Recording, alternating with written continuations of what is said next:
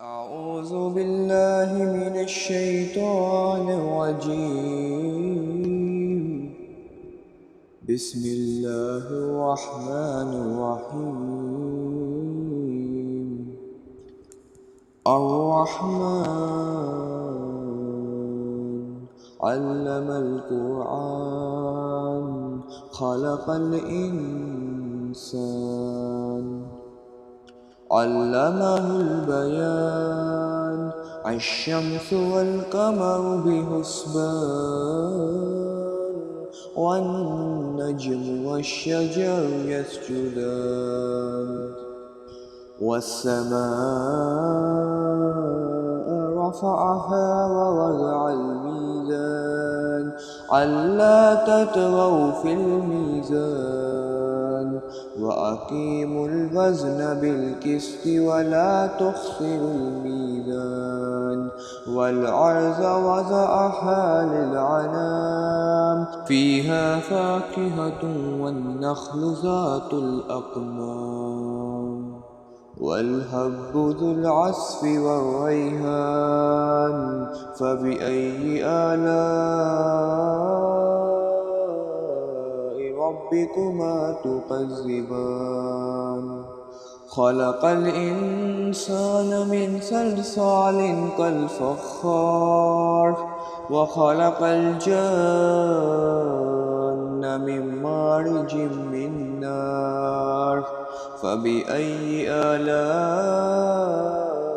ربكما تكذبان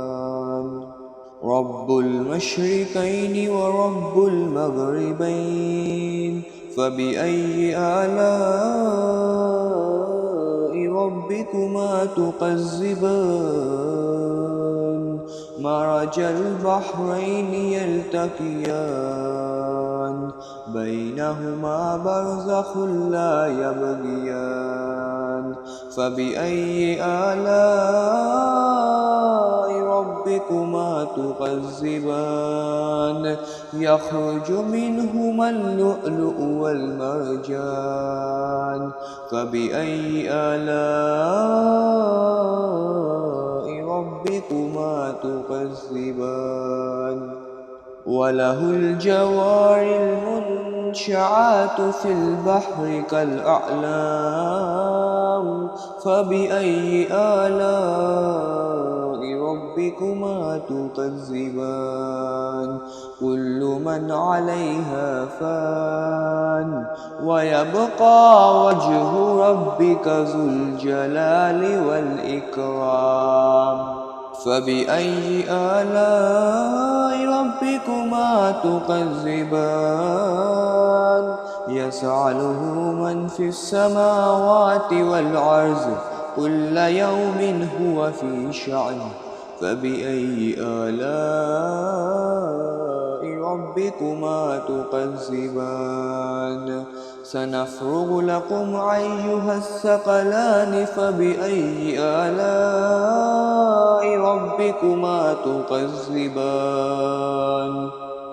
يا معشر الجن والإنس إن استطعتم أن تنفذوا من أقطار السماوات والأرض فانفذوا لا تنفذون إلا بسلطان فبأي آلاء